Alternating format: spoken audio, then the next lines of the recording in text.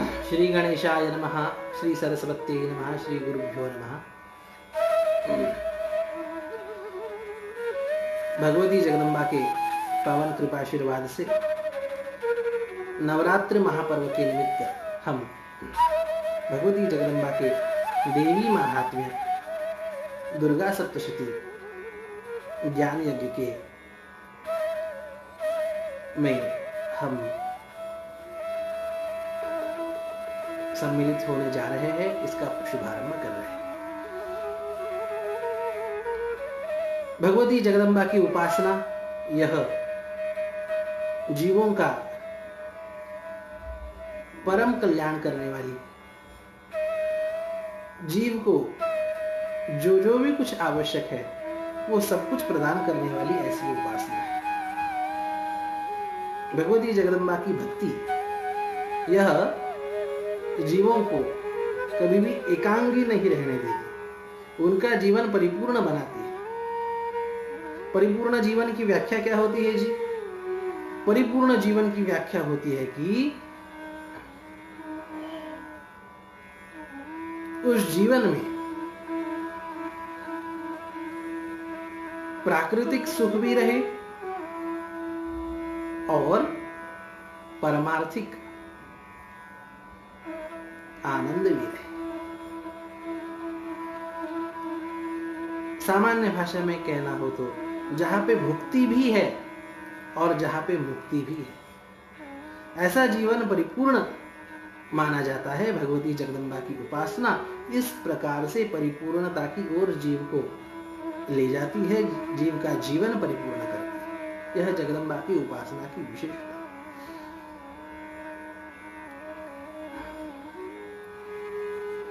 शास्त्रकारों ने कहा कि यत्रास्ति भोगो नहीं तत्र मोक्षः, यत्रास्ति मोक्षो नहीं तत्र भोगः। जहां पे भोग है वहां पे मोक्ष नहीं, और जहां पे मोक्ष है वहां पे भोग नहीं। यह सिद्धांत,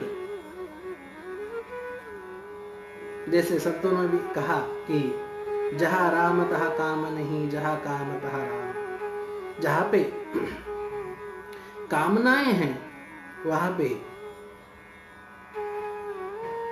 परमानंदमय प्रभु सानिधि यह नहीं उपलब्ध होती, और जहां पे प्रभु सन्निधि है, परमात्मा से संयोग है, वहां पे कामनाओं की गति नहीं। यह सिद्धांत है, यह बात सच है, पर यह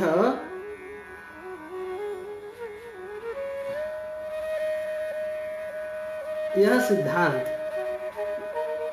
हर सिद्धांत के लिए प्रायः कुछ न कुछ अपवाद होता है।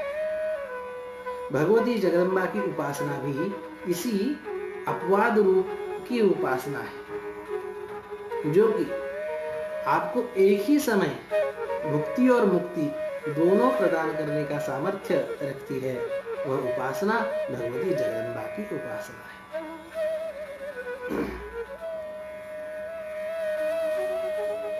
भगवती जगदम्बा की उपासना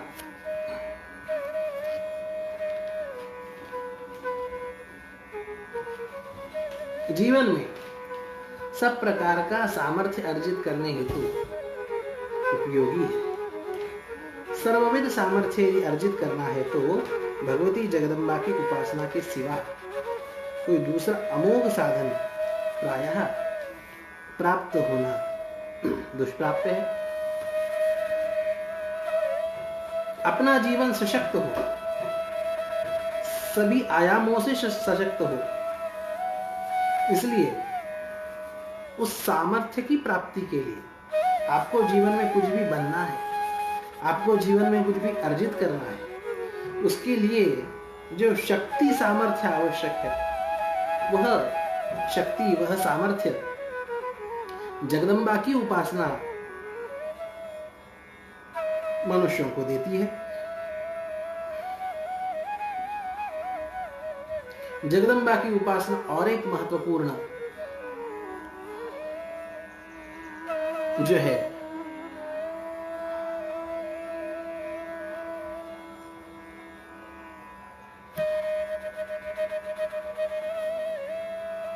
चीज प्रदान करती है, वो है सतेजत्व। जगदम्बा की उपासना ये जीवन में तेज लाती है, जिसमें उस साधक को, उस जीव को किसी भी चीज के लिए कभी लाचार ना होना पड़े। उसे जो है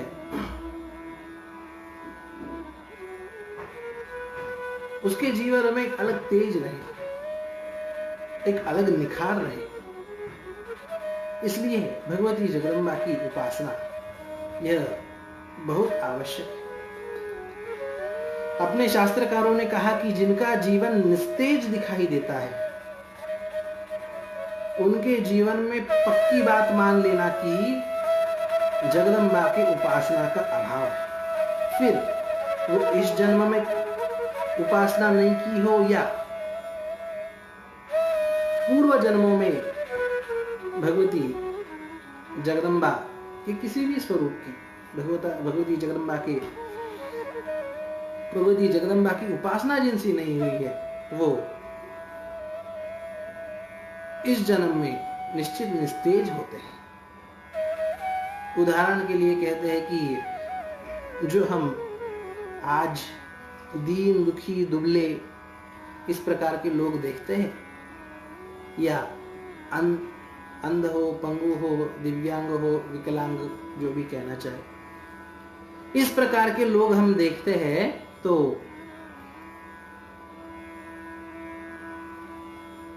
ऐसा क्यों होता है जी? कुछ ना कुछ पूरा कर्म कारण तो है, यह मानना पड़ता है। उदाहरण के लिए, एकाध कोई गरीब का बेटा फुटपाथ पे पैदा होता है और एकाध कोई विश्व के किसी अमीर घराने में पैदा होता है। उसने एक जन इतना गरीब घर में पैदा हुआ और दूसरा एक अमीर घर में। उस बालक ने क्या किया है? पैदा हुआ वो शिशु, उसने कुछ भी नहीं किया, फिर भी उस अमीर के घर पैदा हुए शिशु को सब सुविधाएं, सब सुख और उसका बहुत लाड़ प्यार इत्यादि होता है, और जो गरीब के यहां पैदा हुआ है वो कुपोषित रहता है। जन्म लेते ही किसी ने कुछ नहीं किया, पर यहां हमें मानना पड़ता है कि कुछ ना कुछ पूर्व कर्म कारण है, और इन पूर्व कर्मों का प्रभाव अपने इस जीवन पे होता है। वैसे ही अपने शास्त्रकार कहते हैं, खास करके देवी भागवत इत्यादि ग्रंथों में आता है कि आज जो हमें विकलांग, दिव्यांग इत्यादि दिखते हैं, निस्तेज जीवन जिनका दिखता है, निर्बुद्ध जीवन जिनका दिखता है, अज्ञानी जीवन जिनका दिखता है, प्रभावहीन जीवन जिनका दिखता है, निश्चित पूर्व उनके कर्म वैसे होते हैं और उनके जीवन में शक्ति की उपासना उनसे नहीं हुई होती। और आप कह सकते हैं कि कई ऐसे नास्तिक लोग भी हैं जो कुछ उपासना करते हुए नहीं दिखते, पर बहुत सामर्थ्यशाली है, बहुत तेजस्वी उनका जीवन है। इस जन्म में भले ही वो कुछ न करते हुए दिखते हो, पर पूर्व जन्म में उनसे कहीं ना कहीं भगवती शक्ति की उपासना उनसे हुई है, किसी न किसी स्वरूप के भगवती जगदम्बा की उपासना उनसे हुई है। इसीलिए उनसे उनके जीवन में एक तेज, उनके जीवन में एक प्रभाव यह परिलक्षित होता है। यह निश्चित सिद्धांत। इसलिए अपने जीवन को सतेज, प्रभावी बनाने के लिए बहुत आवश्यक है कि हम जगदम्बा की उपासना करें।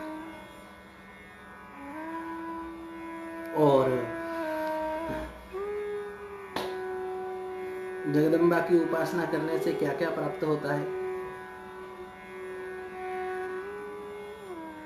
यह प्रश्न पूछना ही थोड़ा सा गलत है। उल्टा प्रश्न पूछा जाना चाहिए कि भगवती जगदम्बा की उपासना से क्या नहीं प्राप्त होता? सब कुछ प्राप्त हो सकता है। तो सब कुछ प्राप्त हो सकता है तो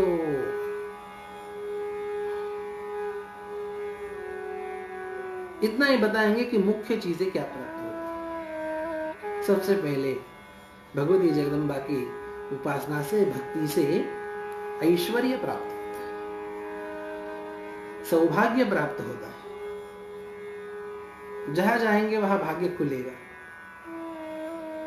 जैसे कहावत होती है ना कि जहां लात मारेंगे वहां से पानी निकालेंगे, ऐसा किसी का भाग्य होता है। जिस क्षेत्र में वो प्रयास करते हैं उसमें उन्हें सफलता निश्चित मिलती है। वह सफलता भाग्य से मिलती है और वह भाग्य मुख्यतः भगवती जगदम्बा की उपासना से खुलता है, निखरता है।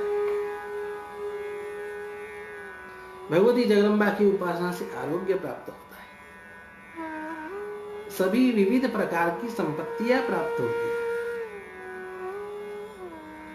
शत्रुओं का क्षय होता है और अंत में वह परम मोक्ष, निर्वाण, आत्मज्ञान, तत्व ज्ञान और उस परम शांति, परमानंद स्थिति की प्राप्ति होती है, जो कि मनुष्य जीवन का मुख्य लक्ष्य है। वह प्राप्त होता है भगवती जगदम्बा की उपासना से। और उसमें भी भगवती जगदम्बा का ऐसा कौन सा साधन है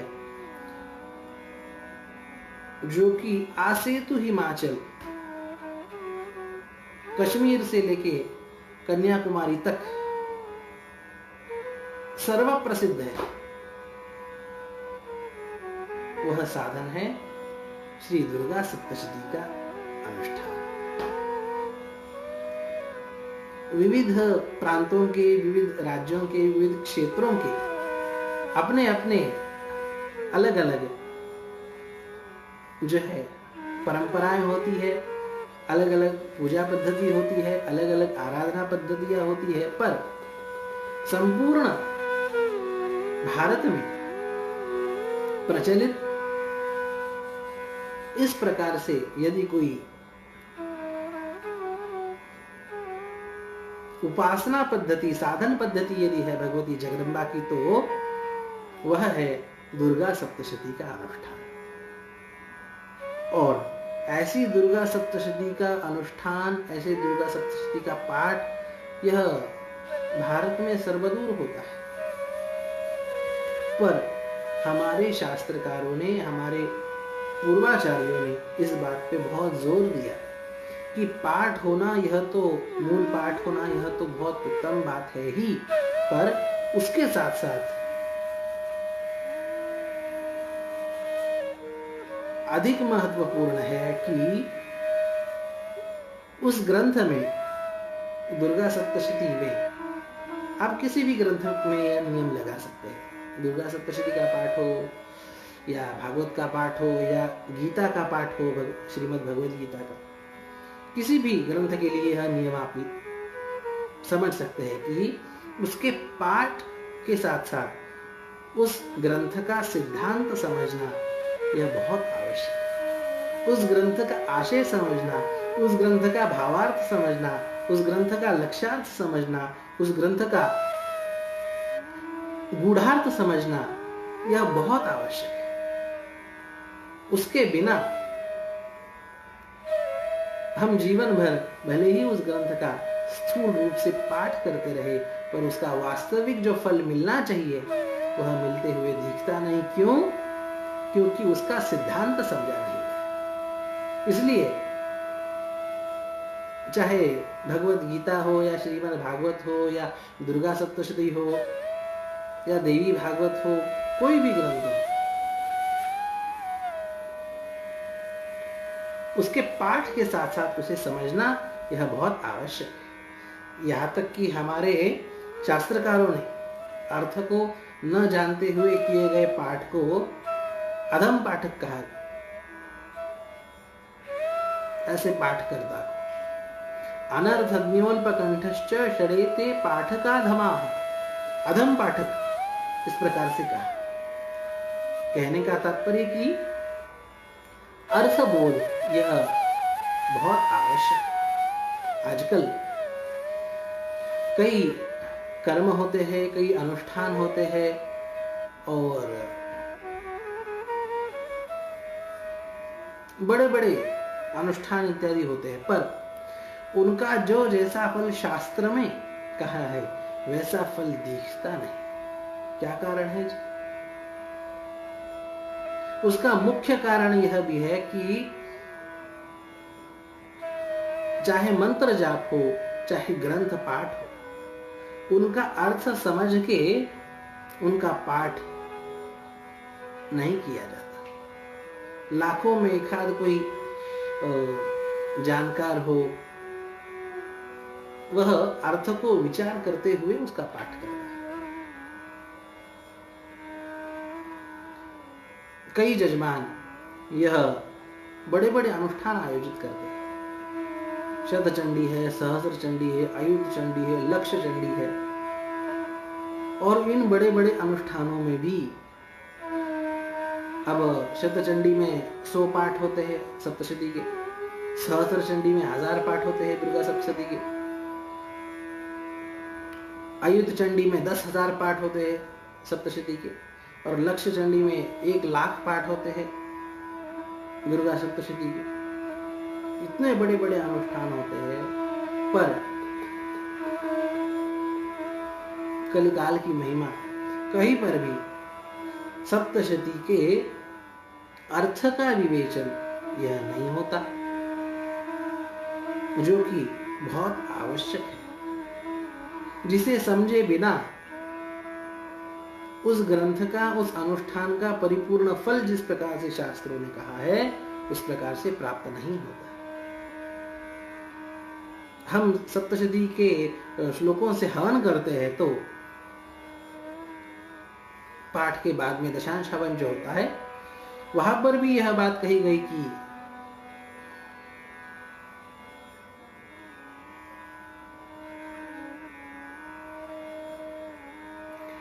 उन श्लोकों के अर्थ को समझ के आहुति दी जाए। यह नियम हर चीज के लिए लागू है। आप किसी भी मंत्र का जाप करें, आप किसी भी मंत्र का हवन करें, किसी भी ग्रंथ का पाठ करें, किसी भी ग्रंथ का हवन करें, उन श्लोकों को, उन मंत्रों के अर्थ को समझ के वह जाप, वह पाठ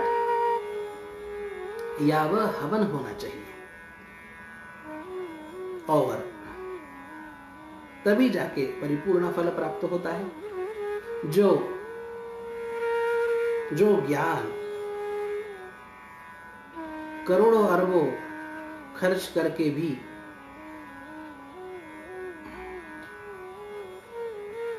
बड़े बड़े अनुष्ठानों में, बड़े बड़े कार्यक्रमों में नहीं होता, वह भगवती जगदम्बा की प्रेरणा से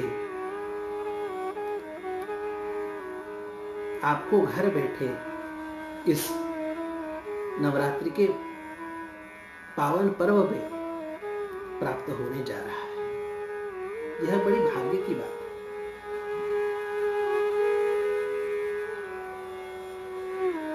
दुर्गा सप्तशती का पाठ तो हम सबको पता है, पर इसका श्रवण, इसका भी विधान स्वयं भगवती जगदम्बा ने अपने श्रीमुख से किया। दुर्गा सप्तशती में 13 अध्याय है। जानकारों को, जिन्हें थोड़ा भी संपर्क है, उन्हें इस बात का पता होगा। 13 अध्यायों में से 12वां अध्याय दुर्गा सप्तशती का, यह सप्तशती का महात्म्य अध्याय है। इसमें सप्तशती का महात्म्य बताया है, और उस महात्म्य का बखान, उस महात्म्य की विशेषता यह है कि भगवती जगदम्बा स्वयं अपने श्रीमुख से उस महात्म्य का बखान कर रहे और उसमें भगवती जगदम्बा ने इस दुर्गा सप्तशती के चरित्रों का श्रवण करे, इस प्रकार से बारंबार कहा है। भक्ति पूर्वक श्रवण करे। श्रवण का विधान भगवती जगदम्बा ने स्वयं अपने श्रीमुख से किया।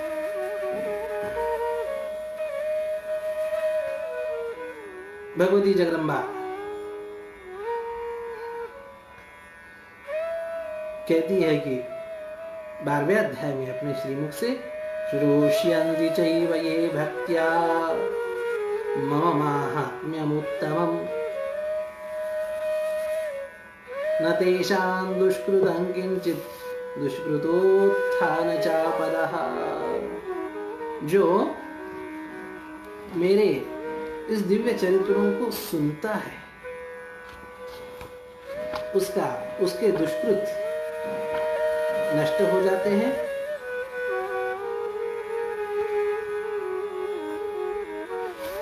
उसके पाप ताप यह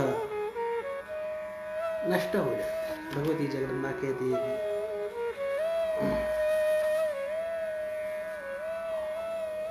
श्रोष्यन्ति चैव ये भक्त्या मम माहात्म्यमुत्तमम् न तेषां दुष्कृतं किंचित् दुष्कृतोत्थान चापदः। जो इस महात्म्य को सुनता है, उनका कुछ दुष्कृत भाग्य भी हो वह भी नष्ट हो जाता है। उन्हें कभी दारिद्र्य नहीं प्राप्त होता। भविष्यति न दारिद्र्यं न चैवेष्ट वियोजनम्। इष्ट जनों से उनका वियोग नहीं होता, शत्रुओं का भय नहीं होता। शत्रुतो न भयन्तस्य दस्यतो वानरार्धः निशस्त्रानल्पो योगात् कदाचित् संभविष्यति। यह इस दुर्गा सप्तशती के कथा श्रवण का महात्म्य है। भगवती जगदम्बा के चरित्र श्रवण का महात्म्य है। अच्छा, और कैसा कैसा है यह दिव्य फल इस श्रवण का? जगदम्बा माता कहती है आगे कि श्रोतव्यंच सदा भक्त्या परम स्वस्थेनम हि तत्। यह मेरा चरित्र नित्य मनुष्य को श्रवण करना चाहिए। इस सप्तशती के श्रवण का विधान भगवती जगदम्बा स्वयं अपने श्रीमुख से कर रही है, क्योंकि यह परम स्वस्थ है, परम मंगलकारक है। जिस प्रकार से किसी भी कर्म के प्रारंभ में हम स्वस्ति वाचन करते हैं ना, तो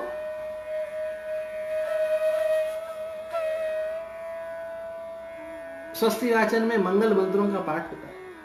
यह सप्तशती में आया हुआ भगवती जगदम्बा का चरित्र यह मंगलमय नहीं, परम मंगल, परम स्वस्थेनम महत् या परम स्वस्थेनम हि तत्, दोनों ही प्रकार के पाठ है। अच्छा, इससे क्या होता है जी? बहुत महत्वपूर्ण बात भगवती जगदम्बा यहाँ बता रही है, जो कि आज के समय में अत्यधिक प्रासंगिक है। वह ये कि उपसर्गान शेषामस्तु महामारी समुद्भवा तथा त्रिविधमुत्पातं माहात्म्यं शमये। इससे सभी विघ्न नाश होते हैं, और विशेष करके खास करके कैसे विघ्न नाश होते हैं? जो कि महामारी से जनित विघ्न है, ऐसे विघ्नों का नाश होता है। आज हम इस कोरोना की भीषण महाभयंकर जागतिक महामारी से जूझ रहे, लड़ रहे हैं। संपूर्ण जगत स्तब्ध है, संपूर्ण जगत चिंताक्रांत है, भयाक्रांत है। असंख्य लोगों की मृत्यु इस महामारी के कारण हुई, और ऐसी भीषण महामारी की परिस्थिति में जो न कभी देखी गई न सुनी गई, इतनी भीषण महामारी इतिहास में भी नहीं हुई, ऐसा विशेषज्ञों का अभ्यास है। उनका यह संशोधन है यह उनका निष्कर्ष है।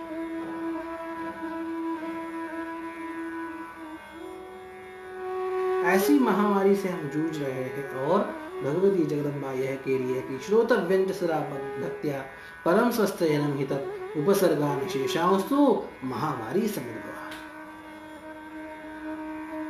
जो इस भगवती जगदम्बा के चरित्रों का श्रवण करता है, इस सप्तशती में आए हुए महामारी जनित विघ्नों से, रोगों से वह मुक्त होता है। इसलिए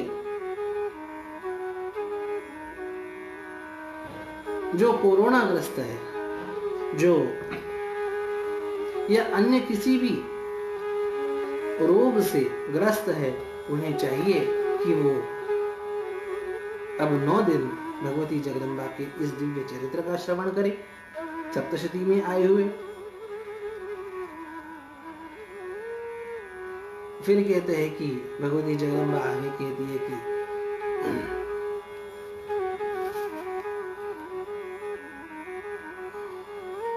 श्रुत्वा ममैतन माहात्म्यं पठितव्यं समाहितैः या श्रुत्वा ममैतन माहात्म्यं तथा चोत्पत्तेः शुभाः पराक्रमञ्च युद्धेषु जायते निर्भयः प्रमाण। जो मेरे इस चरित्रों का, मेरी इन सप्तशती में आई हुए कथाओं का श्रवण करता है, वह पराक्रमी होता है, वह निर्भय होता है और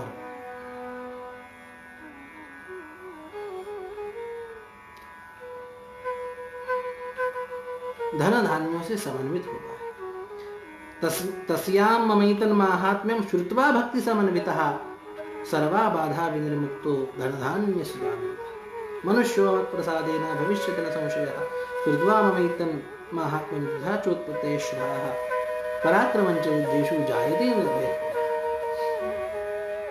भगवती जगदम्बा कहती है कि जो मेरे भक्तिपूर्वक इन चरित्र लीलाओं को श्रवण करता है, वो बाधाओं से मुक्त होके, सभी बाधाओं से मुक्त होके धन धान्य पुत्र पौत्रादियों को प्राप्त होता है, निर्भय होता है।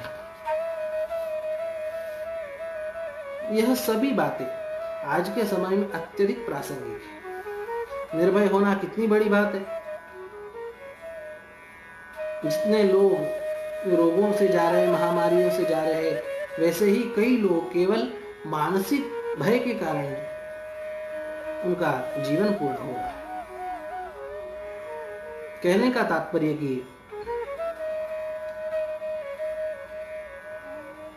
यह निर्भयता भगवती जगदम्बा की यह दिव्य कथा आपको प्रदान करेगी। इसी के साथ साथ आजकल इस महामारी के कारण बड़ा आर्थिक संकट आया है। जगदम्बा माता यह कह रही है कि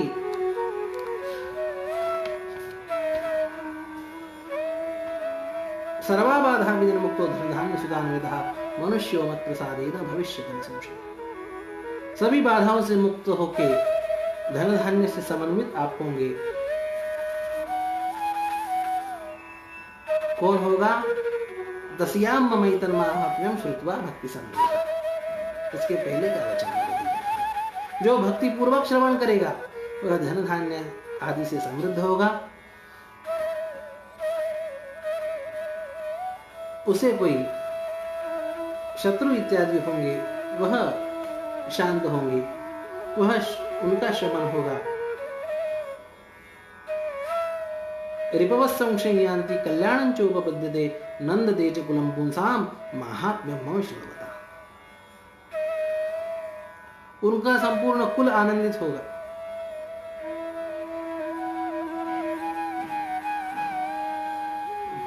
आप कहेंगे महाराज कि हमारे पीछे कुछ ग्रह बाधाएं पड़ी है, कुछ नक्षत्र बाधाएं पड़ी है, कुछ योग बाधाएं पड़ी है, तो उनकी शांति हमें बताई है। वो ग्रह किस प्रकार से शांत हो, उन ग्रहों की पीड़ा, फिर वो महादशा हो, साढ़े साती हो, यह किस प्रकार से शांत हो? यहाँ पे जगदम्बा माता कह रही है कि उनके इस सप्तशती में आए हुए दिव्य लीलाओं का यदि श्रवण किया जाए तो निश्चित यह सभी बाधाएं शांत होती है। शांतिकर्मणि सर्वत्र तथा दुस्वप्न दर्शने ग्रह पीड़ासु चोग्रासु माहात्म्यं शृणुयान् मम। शांति के लिए, इन पीड़ा शांति के लिए, इन बाधा शांतियों के लिए जो भी हम कर्म करते हैं, शांति कर्म हो या अन्य कुछ उपासना कर्म हो,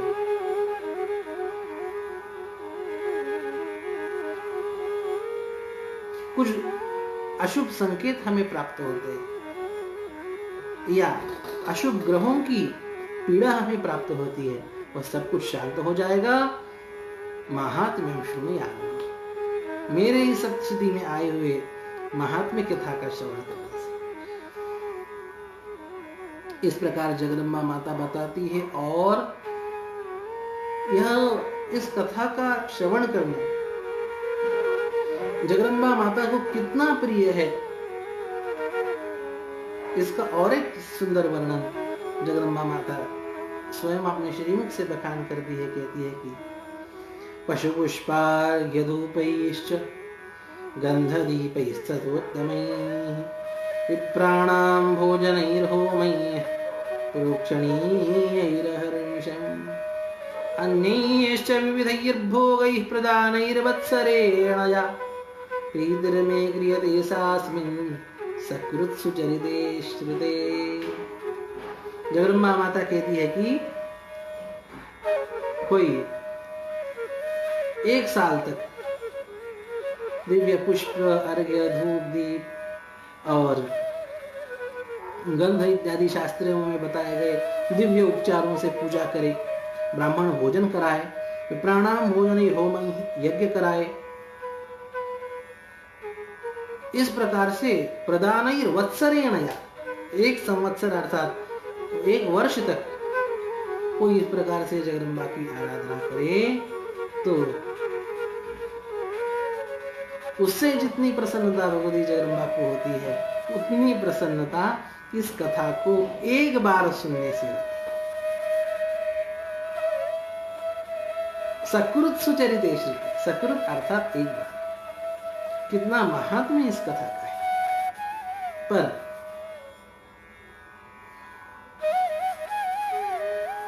कालवश इस कथा का, दुर्गा सप्तशती की कथा का लोप हुआ, यह परंपरा नहीं रही। पर भगवती जगदम्बा यह परंपरा पुनः प्रस्थापित करना चाहती है, इसीलिए प्रेरणा देके यह निमित्त हमें बना के भगवती जगदम्बा यह कथा का बखान करा रही है। इस प्रकार से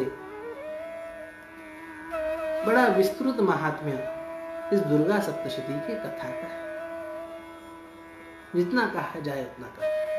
और हमारे यहाँ किसी भी कथा के आदि में पहले उसका महात्म्य बताया जाता है, तो फिर कथा प्रारंभ होती है। तो दुर्गा सप्तशती के कथा का महात्म्य क्या है, यह यदि कोई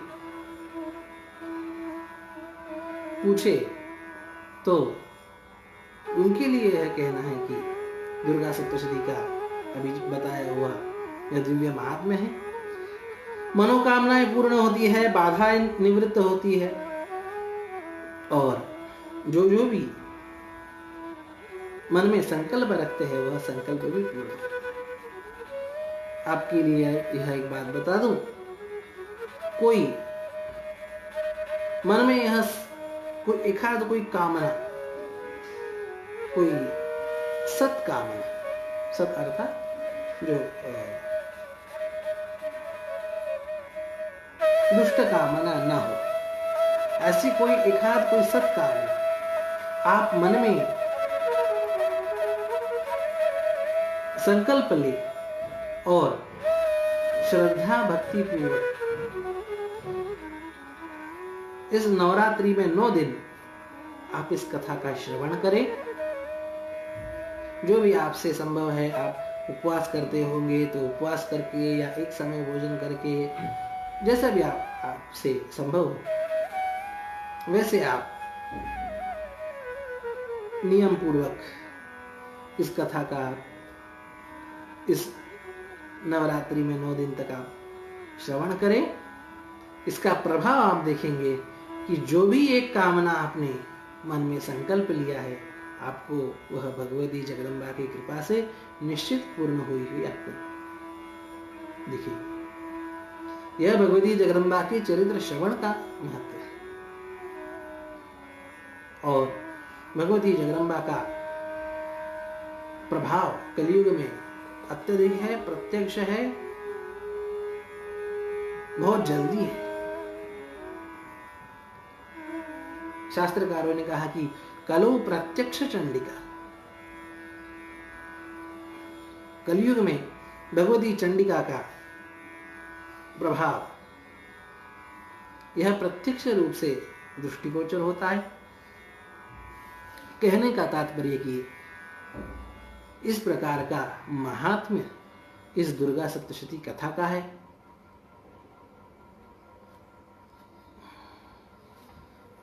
जिस प्रकार से हमने शुरू में महात्म्य देखा, उसी प्रकार से हमें जो है दुर्गा सप्तशती के शुरू में आने वाले हम कुछ विषयों को देखेंगे,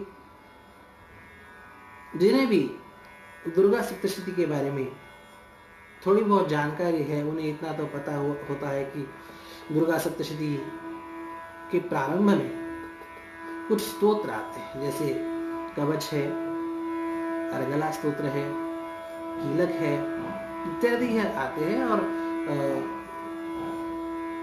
रात्रि सूक्त है इत्यादि, और फिर जो है पाठ प्रारंभ होता है। फिर दुर्गा सप्तशती का मूल ग्रंथ प्रारंभ होता है।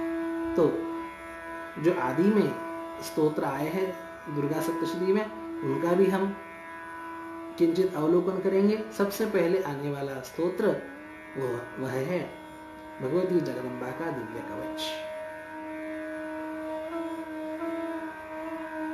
बड़ा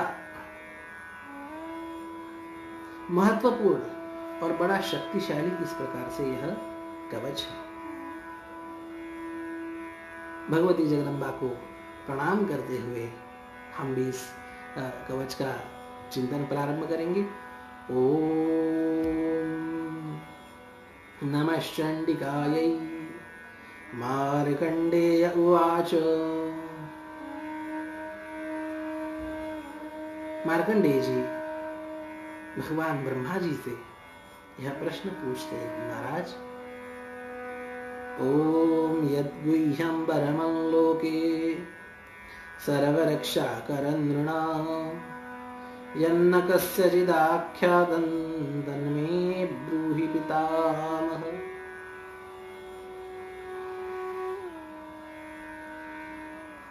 मार्कंडेय जी महाराज कहते हैं, पितामह जो है इस संपूर्ण संसार में गोपनीय है, मनुष्यों की सब प्रकार से रक्षा करने वाला, और अब तक आपने जो किसी को नहीं बताया है, ऐसा जो आपने गुप्त रखा हुआ जो साधन है मनुष्यों की सर्ववेद रक्षा के लिए, वह आप मुझे बताएं। मनुष्य रक्षा के कई साधन हो सकते हैं, पर जो है परम गुप्त है, जो आपने यन्न कस्यचित् आख्यातम्, जो किसी को अभी तक नहीं बताया, वह आप मुझे बताएं। मार्कंडेय जी सत्पात्र है, और सत्पात्र को उपदेश किया जाता है, रहस्य का भी उपदेश किया जाता है।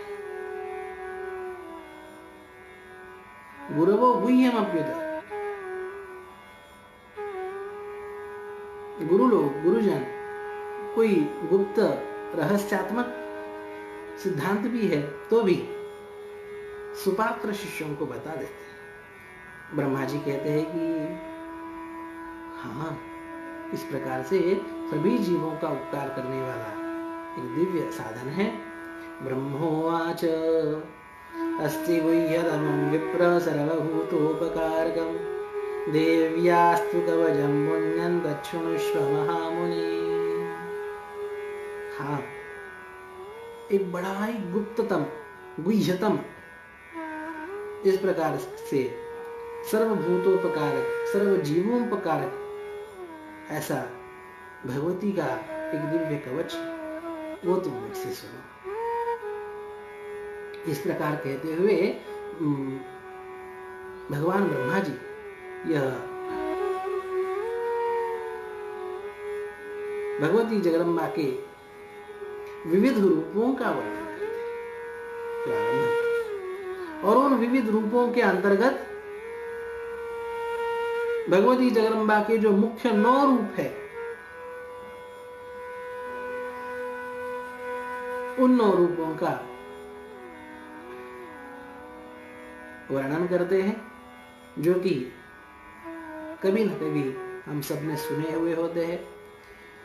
नवरात्रि के 9 दिनों में जिन 9 स्वरूपों का हम पूजन करते हैं, आराधन करते हैं, जिन मुख्य 9 स्वरूपों का, उन 9 स्वरूपों का वर्णन ब्रह्मा जी करते हैं कि प्रथमं शैलपुत्री च द्वितीयं ब्रह्मचारिणी तृतीयं चंद्रखंडेति कूष्मांडेति चतुर्थकं पंचमं स्कंदमातेति षष्ठं कात्यायनीति च सप्तमं कालरात्रीति महागौरीति च अष्टमं नवमं सिद्धिदात्री च नवदुर्गाः प्रकीर्तिताः उक्तान्येतानि नामानि ब्रह्मणैव महात्मना।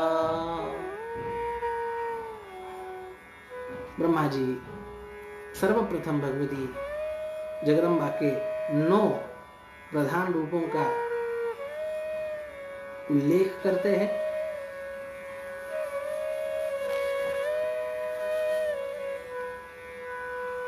सबसे पहला स्वरूप भगवती जगदम्बा की इन 9 दुर्गाओं में, वह पहला स्वरूप है शैलपुत्री। भगवती जगदम्बा तो अनादि है, पर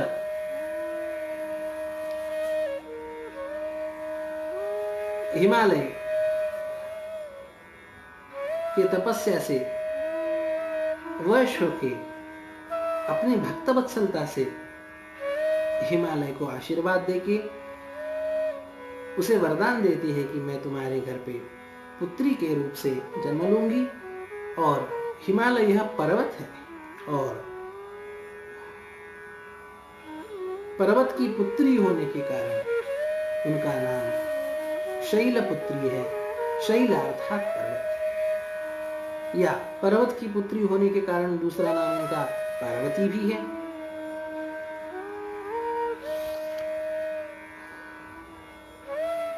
दूसरा नाम द्वितीयम ब्रह्मचारिणी, दूसरा स्वरूप भगवती जगदम्बा का, जो कि ब्रह्मचारिणी स्वरूप। भगवती पार्वती उन्हीं के चरित्र में हमें प्राप्त होता है कि आगे चल के वह ब्रह्मचारिणी रूप से दिव्य तप करती है। इस कारण से वह ब्रह्मचारिणी तो है ही, पर और एक रहस्यमय अर्थ है। ब्रह्म अर्थात वह सच्चिदानंदमय परमात्मा, उस परमात्मा स्वरूप की प्राप्ति कराना जिनका स्वभाव है, ऐसी है भगवती ब्रह्मचारी। तीसरी है चंद्रघंटा। चंद्र यह आह्लाद देने वाला है। चंद्र का प्रकाश शीतल होता है, कोमल होता है, इतना ही नहीं अमृतमय होता है। तो वह चंद्र जिनके घंटा में स्थित है, और वह आह्लाददायक नाद जो कि कल्याण करने वाला नाद है, योगी जिसे अनाहत नाद कहते हैं, जिसे ब्रह्मनाद कहते हैं, जिसे दशम नाद कहते हैं, वह दिव्य नाद जिनके घंटा से है प्राप्त होता है, वह भगवती चंद्रघंटा है। फिर आगे कूष्मांडा भगवती है। यह कुत्सित संसार जिनके उदर में है, वह संसार को, ब्रह्मांडों को अपने उदर में धारण करने वाली भगवती जगदम्बा, कूष्मांडा के, यह कूष्मांडा स्वरूप है उनका। स्कंद, कार्तिकेय को जन्म देने वाली स्कंद माता,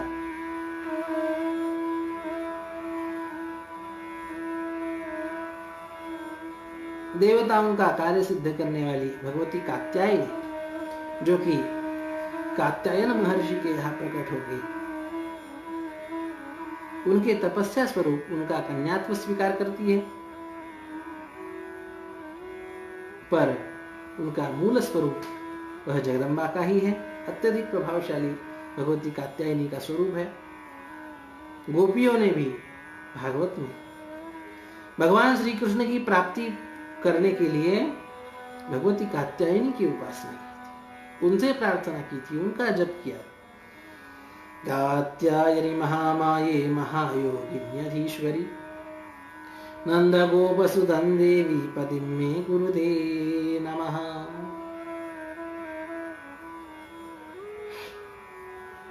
इस प्रकार से भगवती कात्यायनी और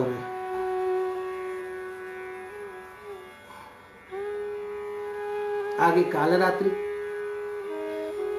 काल की भी जो रात्रि है, जिसमें काल भी शांत होता है, काल को भी शांत करती है, काल का भी शमन करती है, ऐसी भगवती कालरात्रि। और आगे महागौरी, जिनका वर्ण, जिनका रंग गोरा है, ऐसी महागौरी। यह तो स्थूल अर्थ है ही, पर सूक्ष्म अर्थ, आध्यात्मिक अर्थ जो कि संत महापुरुष आचार्यों ने किया है, वो ये कि 8 वर्ष की बालिका को गौरी कहा जाता है। 8 वर्षा भवेत गौरी। इतनी महिमामयी होने के बावजूद भी 8 वर्ष की बालिका की तरह जो निश्चल है, वह भगवती महागौरी। और अंतिम 9वां स्वरूप भगवती जगदम्बा का 9 दुर्गाओं में वर्णन करते हुए कि 9वां सिद्धिदात्री, जो सिद्धि देने वाली है, सिद्धि प्रदान करने वाली है, ऐसी भगवती सिद्धिदात्री।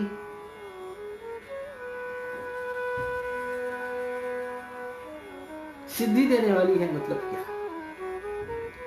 सिद्धि शब्द सुनते ही अपने मन में चमत्कार शक्तियां, कुछ अमानवीय शक्तियां इस प्रकार से हमारे मन में आता है। यह सब अर्थ सिद्धि शब्द के तो है ही, पर सिद्धि शब्द का मुख्य अर्थ है जो मोक्ष प्रदान कर।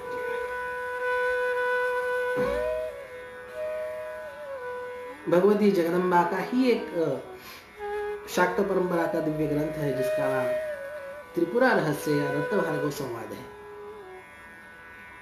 उसमें दत्तात्रेय प्रभु ने भगवान परशुराम जी को उपदेश किया है। वहां पे सिद्धि की भी चर्चा आई, तो वहां पे दत्तात्रेय भगवान परशुराम जी से यह कहते हैं कि भार्गव, बाकी सिद्धियां, बाकी चमत्कार, बाकी शक्तियां, बाकी सब चीजें वो सिद्धियां नहीं, वो सिद्धियों का आभास कभी न कभी नष्ट होगी। देखा जाए तो सब स्थूल रूप भी है। मुख्य सिद्धि वह आत्मज्ञान की सिद्धि, वह तत्व ज्ञान की सिद्धि है, वह ब्रह्म ज्ञान की सिद्धि है, जिसे प्राप्त करने से मनुष्य नित्य सिद्ध बुद्ध मुक्त हो जाता है। सिद्धिदात्री शब्द का अर्थ वह परम मोक्ष स्वरूपा, परमानंद स्वरूपा, परम मुक्ति स्वरूपा वह जगदम्बा जो कि अपने आश्रित भक्तों को तत्स्वरूप बना देती है और जिनकी कामनाएं स्थूल सिद्धि की है उन्हें स्थूल सिद्धि भी प्रदान करती है। यह नवम सिद्धिदात्री भगवती का स्वरूप है। आगे 9 दुर्गाओं का वर्णन करने के बाद ब्रह्मा जी कहते हैं कि अब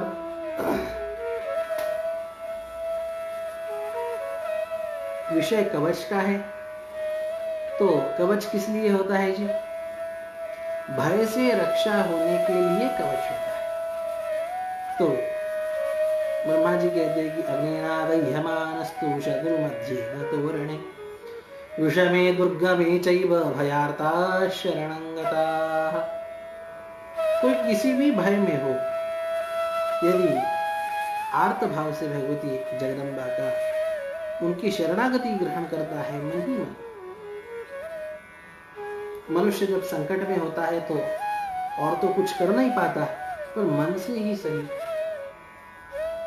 भगवान से प्रार्थना कर सकता है, भगवती से प्रार्थना कर सकता है कि हे मां, मैं संकट में फंसा हुआ, चारों ओर मेरे अड़चने हैं, मुझे इससे बाहर निकालो। जब सच्चे मन से तीव्र भाव से जब इस प्रकार से प्रार्थना होती है ना, तो न तेषां जायते किंचित अशुभम रण संकटे नापदं तस्य पश्यामि शोक दुख भयं नहीं। उन्हें किंचित भी अशुभ का सामना नहीं करना पड़ता। यह फल भगवती जगदम्बा के मन से शरणागति ग्रहण करने का ब्रह्मा जी बता रहे। अब आगे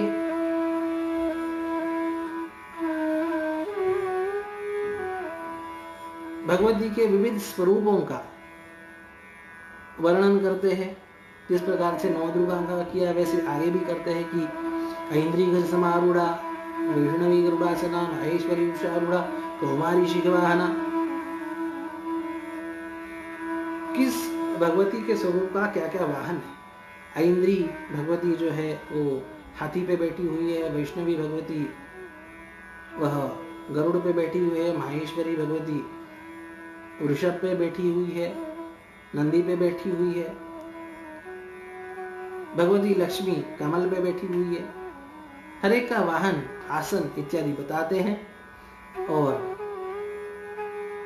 इतियता मात्र सर्वा सर्व योग समन्विता नाना भरण शोभाढ्या नाना रत्नों शोभिता। इस प्रकार से विविध मातृकाएं, विविध मातृशक्तियां, यह विविध आभरणों से, अलंकारों से युक्त है, विविध रत्नों से संयुक्त है। इतनी तो बात है ही, पर सबसे महत्वपूर्ण बात कि सर्वयोग समन्विता, सबकी सब वह योग शक्ति से समन्वित है। भगवती जगदम्बा का कोई भी स्वरूप हो, वह सभी स्वरूप योग शक्ति से समन्वित होते हैं। इसलिए भगवती जगदम्बा का उनकी उपासना का फल त्वरित दिखता है। आगे कहते हैं कि उन्होंने क्या क्या आयुध धारण किए हैं, इनका भी वर्णन किया है। कीटकंतो मरंजैव परशुं पाशमेव च कुंतायुधं त्रिशूलं च शारंगायुधं विद्वान्। विविध आयुध उन्होंने भगवती जगदम्बा के विविध स्वरूपों ने धारण किए हैं। किस लिए धारण किए? बहुत बढ़िया सुंदर उत्तर देते हैं कि दैत्यानां देहनाशाय भक्तानां अभयाय च धारयन्त्यायुधानीत्थं देवानां च हिताय वै। कहते हैं कि ये आयुध जो धारण किए हैं ना, जो अस्त्र शस्त्र धारण किए हैं ना, वो लोगों को, जीवों को डराने के लिए धारण नहीं किए, दुष्टों का नाश और भक्तों की रक्षा, इसके लिए धारण। इसलिए भगवती जगदम्बा का चाहे कितना ही उग्र स्वरूप दिखे, भगवती का भक्त, भगवती के भक्त को उसे डरना नहीं चाहिए, क्योंकि भगवती जगदम्बा का वह उग्र रूप, उनका उनके वह विविध अस्त्र शस्त्र बड़े बड़े, वह भले ही भयावह हो, पर इसे हमेशा मन में, बुद्धि में ध्यान रखना चाहिए कि वह सब दुष्टों के निर्दालन के लिए है, दुष्टों के नाश के लिए है, भक्तों को भय दिखाने के लिए नहीं। भक्तानाम अभयाय च, भक्तों को तो अभय प्रदान करने के लिए वह भगवती जगदम्बा ने वह सब अस्त्र शस्त्र धारण किए, वह सब घोर रूप धारण किया है।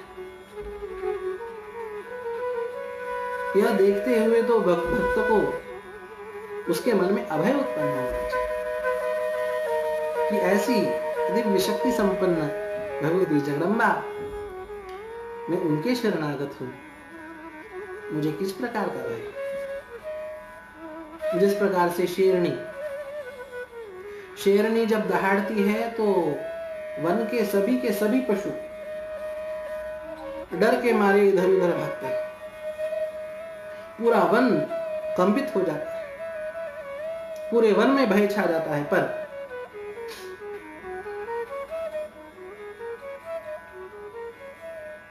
वही उस शेरनी के पास में, उस शेरनी के छोटे छोटे बछड़े या उसी के पास में खेलते हुए दिखते हैं। कैसे? सभी वन के सभी पशु, जंगल के सभी पशु इतने डरने के बावजूद वह शेरनी के बच्चे नहीं डरे। क्यों? उन्हें पता है अपनी मां बड़ी खूंखार है, पर वो दूसरों के लिए खूंखार, हमारे लिए नहीं। उसी प्रकार भगवती जगदम्बा के भक्त के मन में यह विश्वास होना चाहिए कि भगवती जगदम्बा का कोई घोर रूप भी हो, उग्र रूप भी हो, तो भी वह दुष्टों के नाश के लिए है और हमारी रक्षा के लिए। यह उद्देश्य बताते हैं ब्रह्मा जी और फिर कहते हैं कि नमस्तेस्तु महारौद्रे महाघोर पराक्रमे महाबले मोहोत्साहे महाभय विनाशी। प्रार्थना करते हैं, नमस्कार करते हैं भगवती जगदम्बा को और फिर मूल कवच को प्रारंभ करते हैं। अब कवच को प्रारंभ करते हैं तो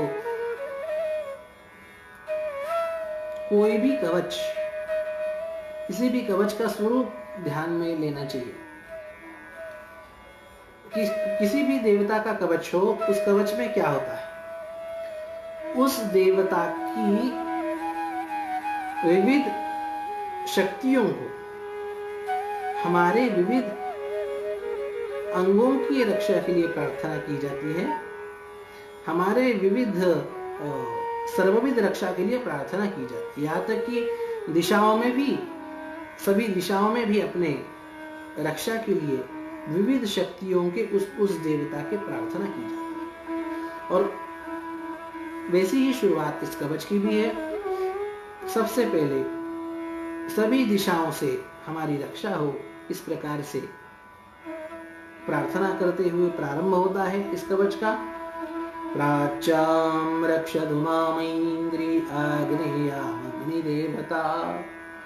दक्षिणे वधुवाराही नैऋत्यां खड्गधारिणी प्रतीच्यां वारुणी रक्षेद्वायव्यां मृगवाहिनी उदीच्यां पादुकौमारी ईशान्यां शूलधारिणी ऊर्ध्वं ब्रह्माणि मे रक्षेदधस्ताद् वैष्णवी तथा एवं दश दिशो रक्षेत् चामुण्डा शववाहना।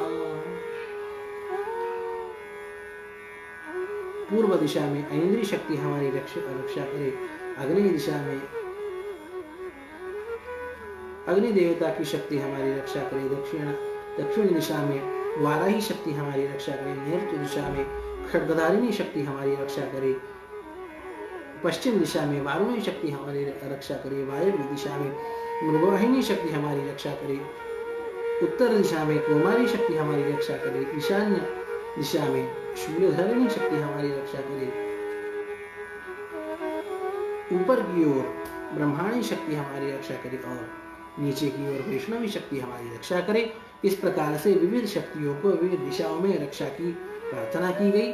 और फिर अब अपने शरीर की विविध अंगों की रक्षा के लिए विविध शक्तियों को प्रार्थना करते हैं। जया मे जाग्रतः पादु विजया पातु पृष्ठतः, अजिता वाम पार्श्वे तु दक्षिणे चापराजिता। भगवती जया हमारे शरीर के अग्र भाग की रक्षा करे, आगे के भाग की विजया शक्ति हमारी पीछे से पृष्ठ भाग की रक्षा करे, अजिता देवी हमारे बाईं ओर की रक्षा करे शरीर के, और अपराजिता देवी हमारे शरीर के दक्षिण भाग की रक्षा करे। हमारी शिखा की रक्षा यह उद्योगिनी शक्ति रक्षा करे। देखो शिखा के भी रक्षा की बात जो है उसकी भी रक्षा की प्रार्थना जगदम्बा भगवती से की गई है, क्योंकि शिखा यह भी भगवती जगदम्बा का एक स्वरूप है जो कि हमारी शरीर पे होता है। इसलिए शिखा बंधन का मंत्र क्या है, उसमें क्या कहा जाता है कि चिद्रूपिणी महामाये दिव्य तेज समन्विते तिष्ठ देवी शिखा मध्ये तेजो वृद्धि गुरुष्व में। यह कहा गया कि चिद्रूपिणी महामाई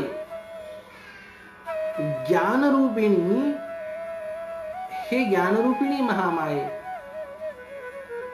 दिव्य तेज समन्विते, दिव्य तेज से समन्वित ऐसी भगवती महामाया यह कहा बैठे तिष्ठ देवी शिखा बंधे, यह तिष्ठ देवी शिखा मध्य तेजो वृद्धि पुरुष में। हे भगवती जगदम्बा आप हमारे शिखा में स्थित हो जाओ और हमारे तेज की वृद्धि करो।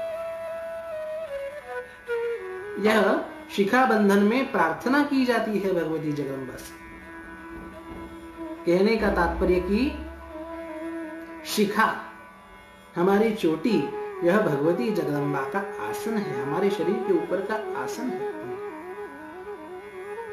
और इसलिए सबसे पहले यदि शरीर के किसी अंग की रक्षा की बात इस कवच में कही गई तो वह शिखा मुद्योतिनी रक्षे, शिखा की रक्षा की बात कही। पहले आए हुए दिशाओं की रक्षा की वगैरह बात की, पर किसी विशिष्ट अंग की रक्षा की बात नहीं। सबसे पहला अंग कौन सा लिया तो वह शिखा लिया। शिखा की रक्षा उद्योतिनी शक्ति करे, ऐसी प्रार्थना। कहने का तात्पर्य कि हमारे सनातन धर्म परंपरा में बताए गए एक एक चीजें यह अपने कल्याण के लिए है, अपने तेज की वृद्धि के लिए है, अपने विकास के लिए है, यह अपने अंदर शक्ति संचय करने के लिए, यह मुख्य बात है।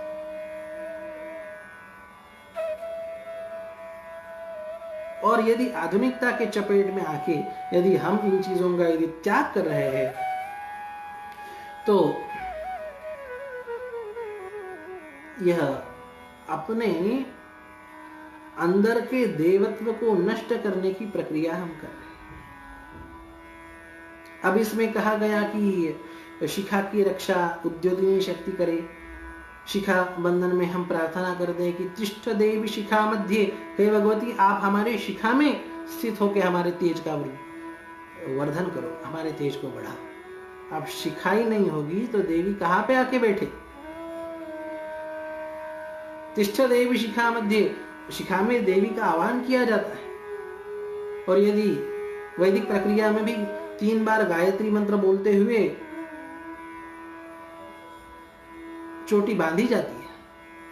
अब यदि चोटी ही नहीं है तो वह तेज, वह भगवती की शक्ति कहां पे स्थित हो, उसका आसन कहां हो, कहीं पर भी नहीं। कहने का तात्पर्य कि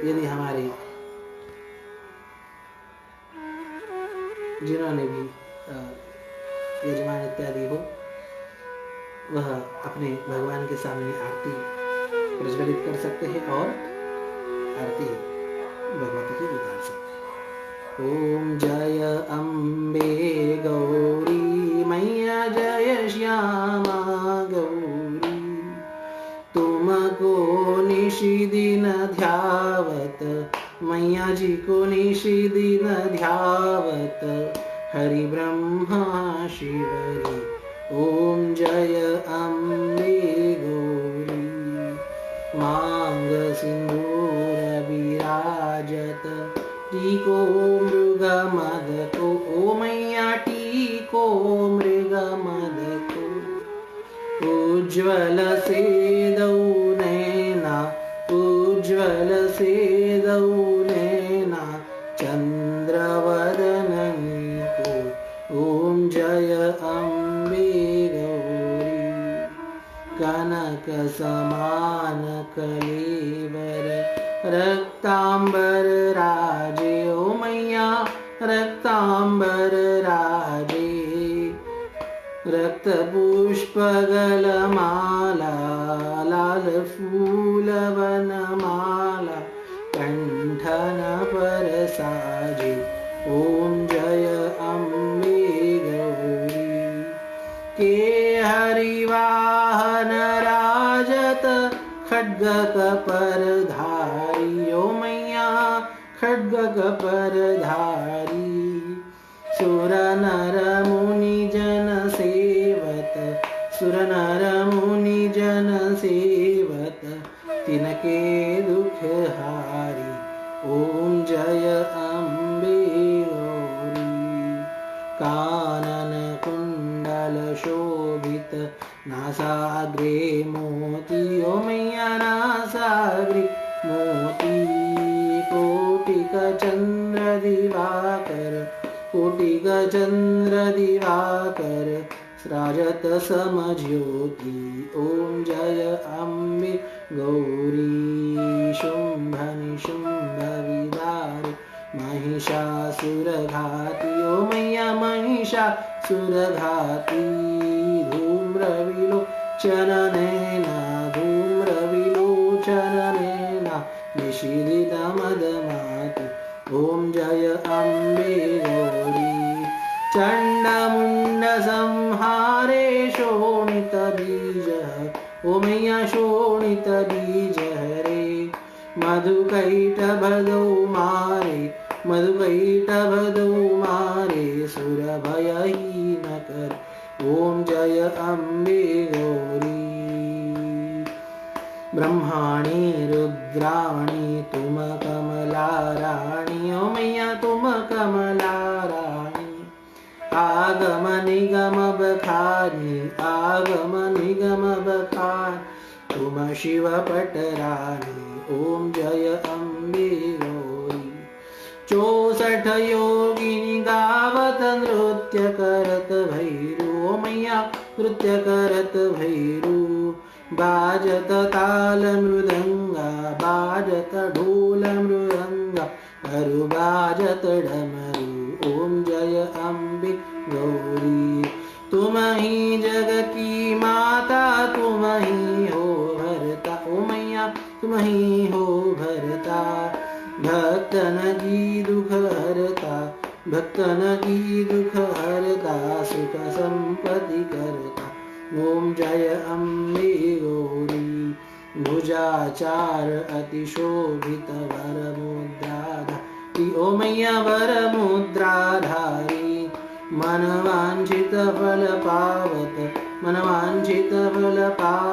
सेवत नर नारी। ओम जय अम्बे गौरी कंचन थाल विराजत अगर कपूर भाती, ओ मैया अगर कपूर भाती, माल के तुम्हें राजत कोटि रतन ज्योति।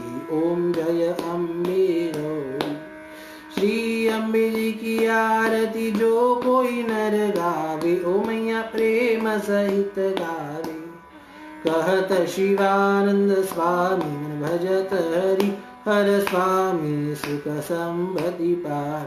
ओम जय अम्बे गौरी, ओम जय अम्बे गौरी, ओ मैया जय श्यामा गौरी। तुमको निशिदिन ध्यावत मैया जी को निशिदिन ध्यावत हरि ब्रह्मा शिवरी। ओम जय अम्बे गौरी, ओम जय अम्बे गौरी, ओम जय अम्बे गौरी।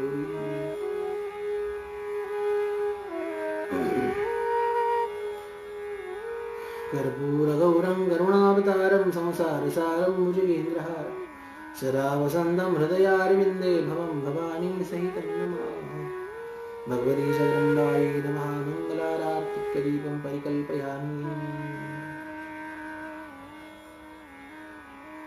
जगदम्बा माता की जय।